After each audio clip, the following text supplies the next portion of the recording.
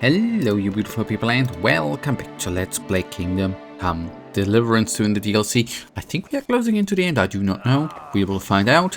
Am I happy to? Obviously I am.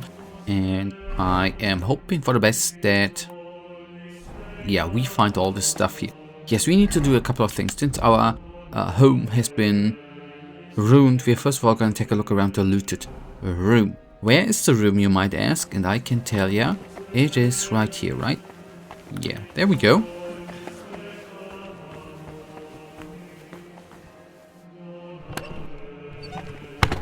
Yeah, it might be empty because someone has stolen things, or it might be empty because of us. Whoever it was, they went through everything thoroughly.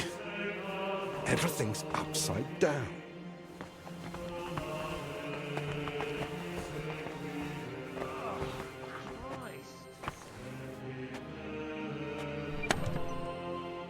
Yeah, that's still there.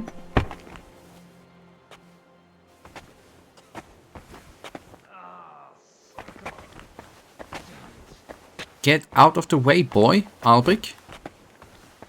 I want to take a look around, my boy. Corrupt this. No need for... Are we actually already done with the optional part? That might be... No, okay, not yet. Yet, in my humble opinion, I think we took a thorough look around.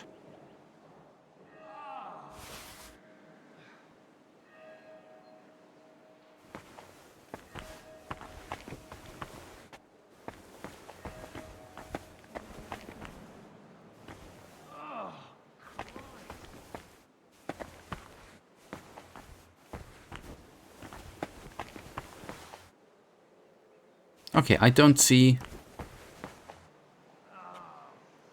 any more stuff we could do, should do, whatever. So, okay, yeah, let's do talking. Everything's upside down. Yeah, don't tell me, boy. Okay, Albrecht doesn't... Yeah, wait. One or two more looks. Okay, cool. That's still there. And then we talk. Okay, all the moaning and stuff here is annoying, right? So let's just hurry up and talk. We need to talk to people, right? My God! Why are you all covered in blood? What do you want? Did you notice anything suspicious this past hour? One of the sick men has been throwing up constantly, and I suspect another one's faking it to skip work. No, I need to know if anyone's been nosing around our room. I spent most of my time with the vomiting one, or out in the yard scrubbing his bedding. I didn't see anyone. I understand. Even so, thanks for your help. Oh, it's nothing. Will you tell me more about yourself? I can try. What would you like to know? Oh boy. How did you get to the monastery? Well, I walked. Or do you mean why I entered the abbey? I'm more interested in that. Very well. My parents are long dead, but I have 3 older brothers as well as 2 sisters. That is, I had 3, but one of them didn't live to see her first birthday. Nonetheless, I was born 6th. You see, I'm not a fighter, so I didn't join the army, and after paying for my sisters' weddings, I couldn't afford to go to university. So you had no choice? Something like that. But I'm happy to be here. In just under 2 years, I've learnt many things. Perhaps the Lord will provide, and one day I'll be in charge of the entire hospital. How's life in the abbey? You're expecting me to complain, aren't you? I'm perfectly happy with a routine life. You eat from the same bowls at the same table every morning. Prayer is at the same time every day. And I fall asleep in the same bed every night. What more could you want? What did you do before you joined the abbey? When my parents were still alive, I cared for them. And when they died, I started my postulancy. And why did you have to care for them? You have a lot of siblings. My sisters got married, my brothers left to search for work, and we never saw them again. My parents had nobody else left. It was kind of you to take on that responsibility. I didn't think of it as a responsibility. It just seemed like the right thing to do. So you were with your parents until they... Until they died. It was really challenging for me. But I feel it helped me discover my calling. Caring for the sick, you mean? Yes. Why do you work at the infirmary, of all places? It's my divine calling. What do you mean, divine calling? The Lord chose me to become a healer, but he allowed me to learn through life and discover things for myself. How did you discover you were supposed to become a healer? I came to realize diseases don't cause me fear or aversion, or compassion for that matter. But isn't that natural? When you see someone suffering, you shouldn't just be completely indifferent. Imagine you have a stoneworker with a crushed foot come in, bones poking out and bleeding like a stuck pig. Is it better to comfort him, or to decide in time that he'll probably lose the foot anyway, tourniquet the wound, and go and get a saw? It sounds like you're in the right place then. I'm glad you think so. And between us, so do I. If I ever need my wounds treated, can I come to you? Of course. It's my job after all. I'm here most days, so you know where to find me. I think I need some treating. Is that so? You don't seem to be suffering too much. Forgive me, I have much to do. God be with you. Okay, and maybe before we talk to the other dude, we wash ourselves if we can. So people are not frustrated with all the blood we have in the face and stuff. Not that I think that would make any difference. Did you see anyone go in or out of our room? I'm not sure. I think I saw a monk go in. I couldn't say who. A monk? You mean Benedict? No, it wasn't him. But hard to say. Damn it, why do they all look the same in here? It's not exactly helpful, I know. Any idea when that was? Roughly an hour ago? Maybe 2. Has something happened? Damn it. Never mind. Better if you ask Zacharias. Okay, back to Albeck.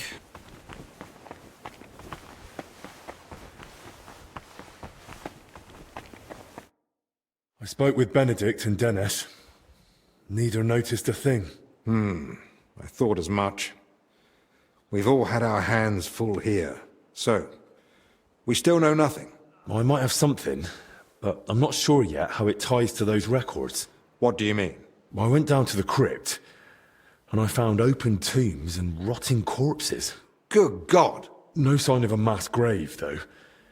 Just individual tombs. That's both good and bad news. At least we can now rule out the plague. But if the workers caught something from the air around those tombs, then anyone else could catch it too. Why did they even open them? They were probably looking for something inside. I found this sketch.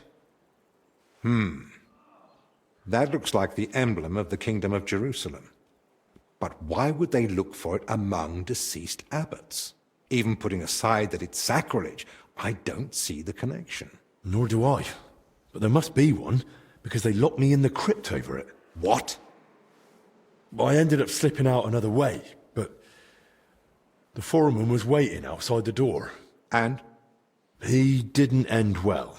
Did he at least say anything? I mean, something that might help explain this. There was no time for talking. He came straight for me. I really don't know anymore. This sort of thing ought to be reported, but who can we even trust here? Maybe we'd better keep all this to ourselves. For now, at least. You might ask Crispin about the coat of arms too. With luck, he'll find something in the archives that sheds some light on how it all connects to those open tombs. But best do it tomorrow. This evening's been more than enough. One adventure a day is plenty. Agreed. Let's clear up the room, then sleep. We'll be wiser come morning. Good that we finally can skip some time, right? You and Alvik clean up the room and go bed.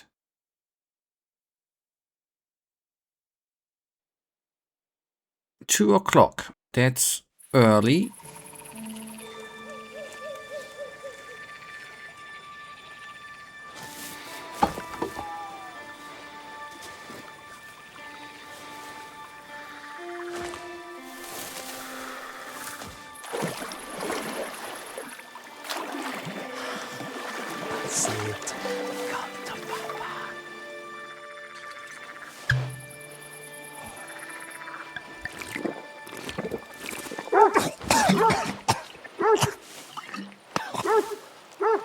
Shopping beast. Kick its ass. You stop that, for Christ. Oh, God.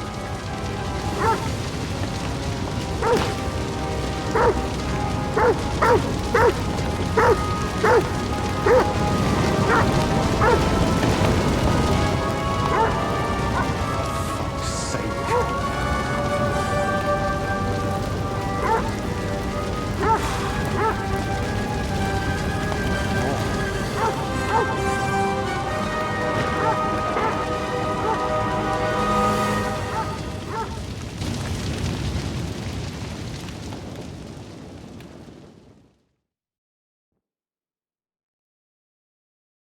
Early morning in Alvik's chamber.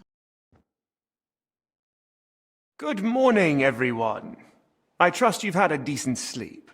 The sick are waiting, and being tired doesn't excuse us from our duties. All right, give me a moment.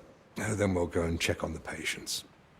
And where's Benedict, anyway? If I may, gentlemen. Haven't you heard? There was a fire here last night. A fire? Here at the monastery? The small shed by the mill house burned down, but it was probably just an unfortunate accident. Thank the Lord it's all over now. And no one was hurt? Well, that's the thing. No one burned, but there were 2 men in the shed, or rather, 2 bodies. Bodies? Whose were they, for God's sake? That... I don't know, sir. And how do you know they didn't die in the flames? Just because they weren't burnt to cinders doesn't prove anything. I didn't see them, but they said there were no burns, and it didn't look like they'd suffocated either. So, how did they end up there? What killed them? Didn't anyone tell you about them? They were sent to be washed, but the washers noticed, signs. Who found them? And how did he get them out? Elijah, one of the lay brothers. He ran into the flames thinking he could save them, but they were already dead. And what was he doing outside in the middle of the night? You don't suppose he had something to do with it? He's never been any trouble. There's no reason to suspect him. How do you know about these signs? Did someone examine them? No, they were only to be washed, but when the signs of illness were spotted, the abbot ordered them locked away in the hops store. Ludolf promised he'd send one of his men to guard the door. No one is to go near them. That was highly irresponsible. Someone needs to examine them thoroughly. We can't afford uncertainty. You want to bring them to the infirmary with the others? No. No, let them stay locked away somewhere separate. Are you afraid the other sick might get even worse? At least we could have them all in one place. Was anyone else there besides Elijah? No, or at least no one I know of. I'll leave you to it now. If you need me, I'll be with the sick. I'm going too. Disease? Fire? What next? A swarm of locusts? First they ransacked my room, now this. I don't like it one bit. Do you think the fire's got anything to do with what they were after in your chambers? Who knows? I feel like someone wants us gone, and they're trying to frighten us into leaving. And are you considering it? Leaving, despite the abbot's order? I thought about it for a while, but those infected need us. I can't leave them at the mercy of the disease. All the more reason to get to the bottom of this. But I can hardly go poking around myself to find out what really happened. Don't worry. That's what I'm here for. Well, maybe Zacharias was right after all. You never know when an aid like that might come in handy. So, what's your plan? Quite a few things, actually. What about the corpses? You said you wanted to examine them. And that's what I'll do. We can't afford doubts when there's a deadly illness spreading. But Benedict said the abbot forbade it, and that one of the knights is watching over them. If he's got any sense at all, he'll understand this is serious. A proper diagnosis is key to the next step. Whoever it is, he's still following orders. He'll know the risk if he disobeys them. So what do you suggest I do? Leave it to me. So what you're saying is, use an unorthodox approach.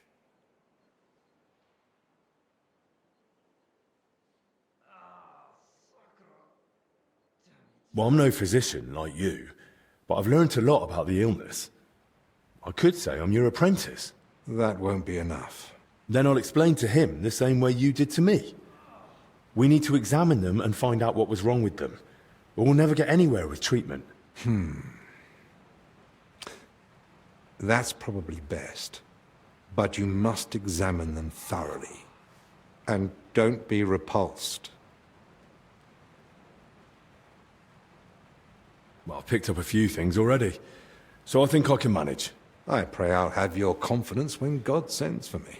If you're not sure, just try to remember what you saw. If you describe it to me later, I should be able to identify it. I'll take a look around the burned-down shed. There might still be some clues. Good idea. It might have just been an accident, but it won't hurt to make sure. I should probably speak with the lay brother who pulled the bodies out of the flames. Elijah, right? But be gentle. No one should have to go through what he did last night. I can't think of anything else. Nor can I. Well then, best of luck. Alright, best of luck. To dust you shan't return. Okay, the one thing with the reputation I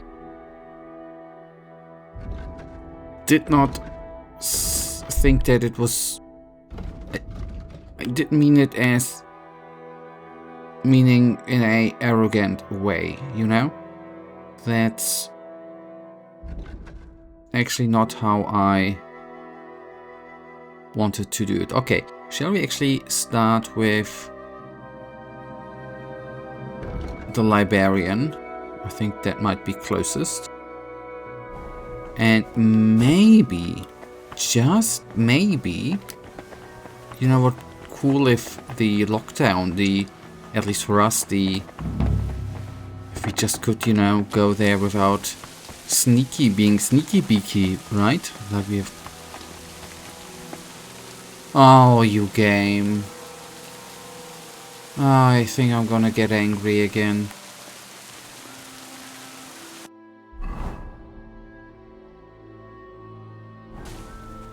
Stay positive, mate. There are always those people with bad taste who enjoy stuff like that.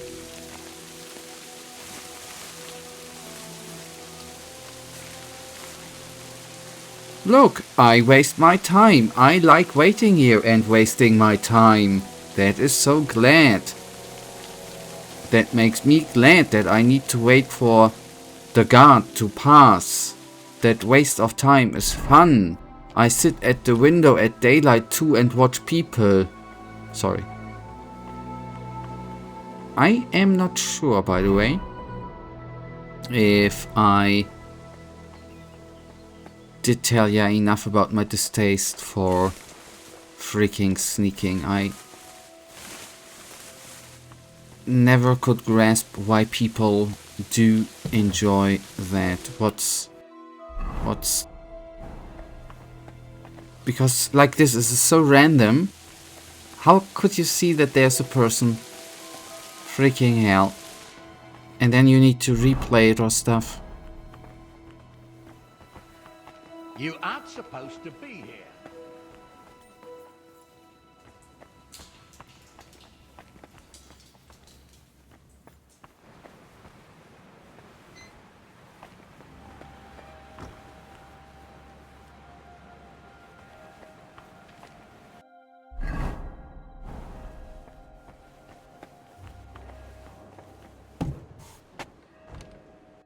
And we need to go left.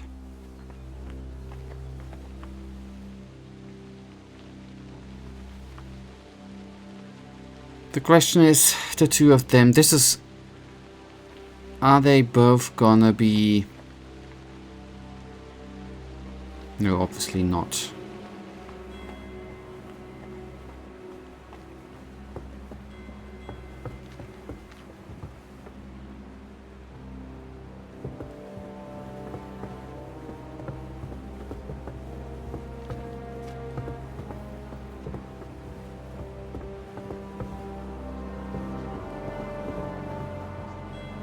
Oh.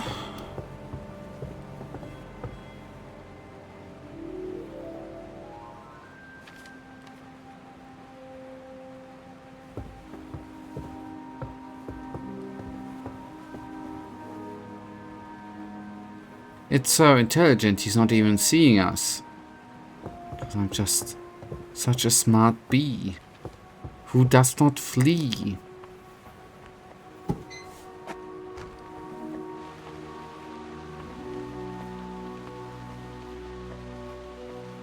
Now, with a bit of luck, I'm not gonna be running into anyone.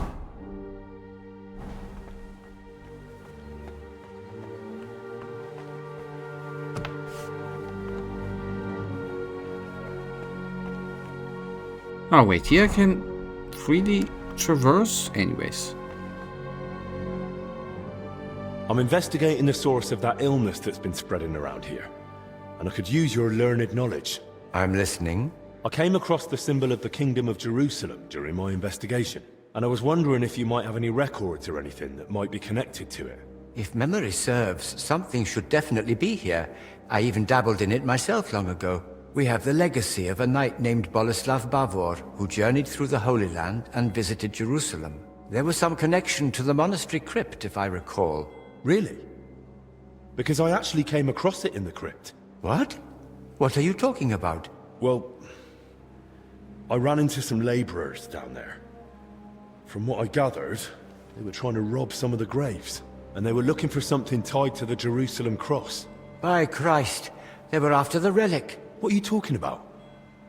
What relic? There's a possibility that Bavor was buried here along with a certain relic. That's what got me interested back then. What sort of relic are we talking about? I don't know exactly, but certainly something very rare. I believe it's linked to Jesus Christ himself, but I can't tell you for sure right now. It's been many years, and even back then I never found anything substantial apart from Bavor's records of his travels. In the end I concluded that the whole tale of the relic was likely just Bavor's own fabrication. Oh, that's a shame. It was just starting to get interesting. Still, I'd very much like to have a look at the travel records. Just in case. I'll be glad to show them to you, to examine. But first, we must report those vile thieves to the abbot. You're right. The abbot ought to be told, but it's probably not wise to burden him with it now. Right now, we need to deal with the illness. Once things have settled down, we can make sure those thieves get what they deserve. Besides, we've got almost no proof yet. If I manage to investigate the matter of Bavor more thoroughly, I might stumble on something. Still, it's a serious thing. We mustn't wait too long. Of course. Once I've gathered the evidence, I'll explain everything to the abbot straight away. And now I'd like to take a proper look at Bavor's travel records. Of course. Give me a few moments. I'll find them for you. And I believe Bavor's name also appeared in some old accounts. I'll try to track those down too. Here you go. Bavor's travel records about his journey through the Holy Land. And I've also found these old accounts. Feel free to study them too. I'm curious myself what conclusion you'll come to, if any.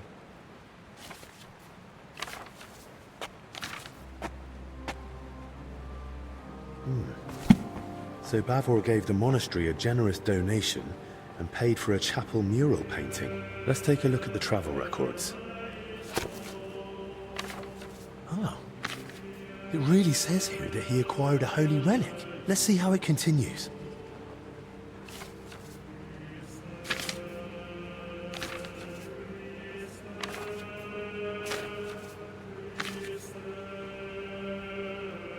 According to the journal, Bavor had himself buried here with his holy treasure. That sounds pretty clear. And why did Crispin think the relic wasn't real? Are you still so enamored with Lord Bavor? I read the journal. A lovely tale. It really brought the Holy Land to life. And? And it says the relic Bavor acquired was a splinter from the true cross of Christ. Holy Virgin! Such a sacred treasure!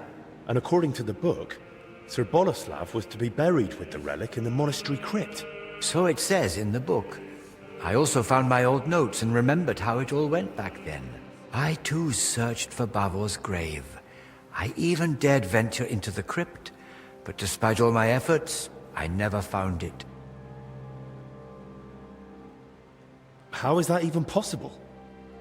A grave can't just disappear. Quite frankly, I don't know.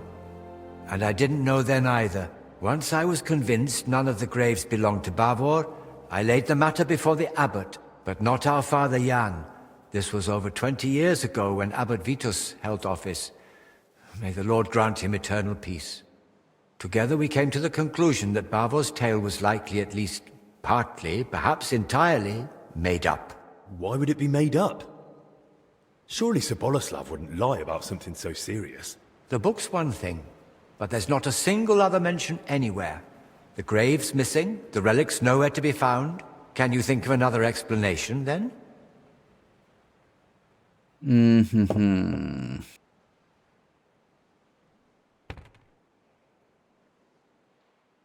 And then there's the relic. If Bavor had just wanted to raise his reputation with a good story, why claim to have gained something so rare? Perhaps out of vanity? There's no shortage of that among the nobility. But his tale's already heroic enough without it. Making up a relic would only draw unwanted attention. That's a good point. It'd be too risky. But why would Bavor do that? What would he gain by deceiving everyone here? If memory serves, he had some disputes over property. Maybe he wanted to improve his reputation. Well, that's mentioned in the text. But lies wouldn't have helped him. Quite the opposite, if he'd been found out. You'd be surprised how short-sighted some folk can be. But I agree, something about it doesn't sit right. And what about the mural mentioned in the accounts? Does it really exist? Yes, it's in one of the chapel naves. It depicts several scenes from Bavor's alleged adventures. Well, then that proves Bavor's story wasn't just made up. Surely the abbot back then wouldn't have approved such a mural in the main church if he hadn't believed it was true. If the former abbot believed Bavor wasn't a liar, but a real hero of the Holy Land, I'll believe him too. All the more reason I want to see it for myself. No harm in trying. At the very least, it's a fine piece of work. The account books mention that Bavor had a sarcophagus made at his own expense. That's possible. Does it mean anything? If he paid for it himself, there had to be a reason. Masonry work like that is no small matter. And it's odd, isn't it? He sorted it all out in detail with the monastery to have his tomb here. Then he wasn't even buried here. You're right.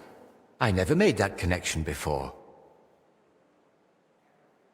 Bavor mentions in his journal that he received a great fortune from the King of Cyprus, and the account records say he gave a generous donation to the monastery. Do you think that was made up too? They confirm at best that Bavor had wealth, not where it came from. According to the late Abbot Vitus, he might have gained that fortune by plundering or as spoils of war, and the tale of the Holy Land was just a cover to mask the dishonorable origin of his riches.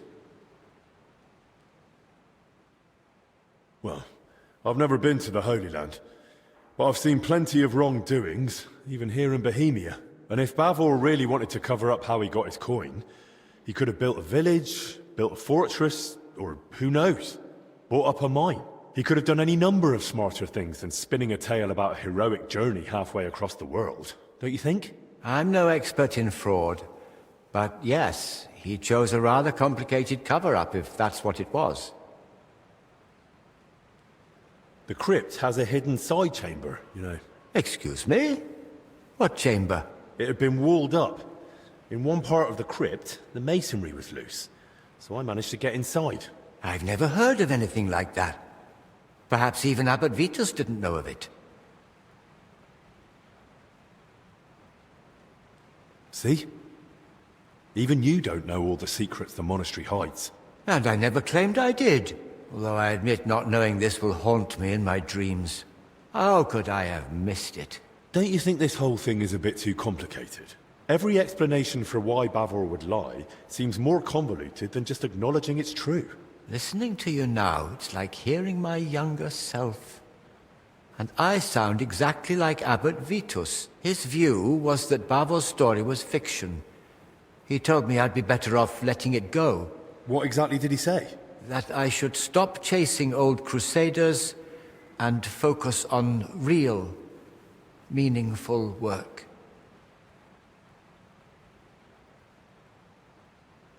Vitus isn't here anymore. So we can pick up where you left off. And maybe we'll finally unravel Bavor's mystery together.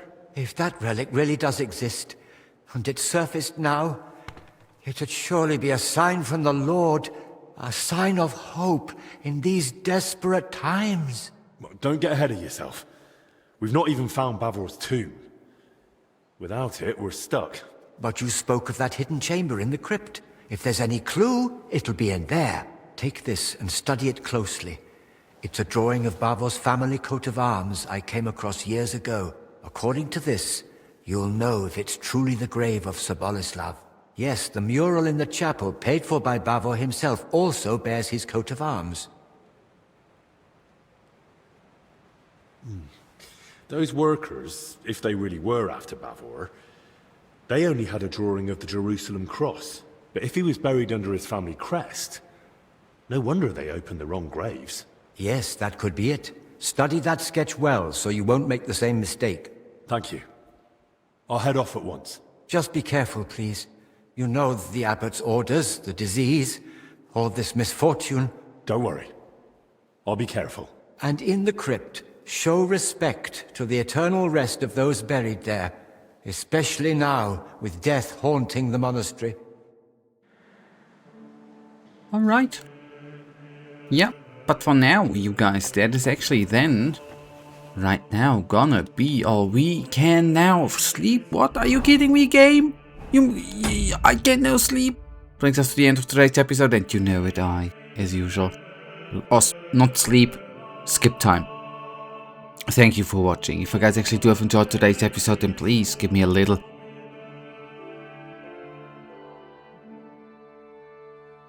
subscribe, and hopefully I see you in the next episode. Until then, I wish you all a wonderful day. Stay frosty.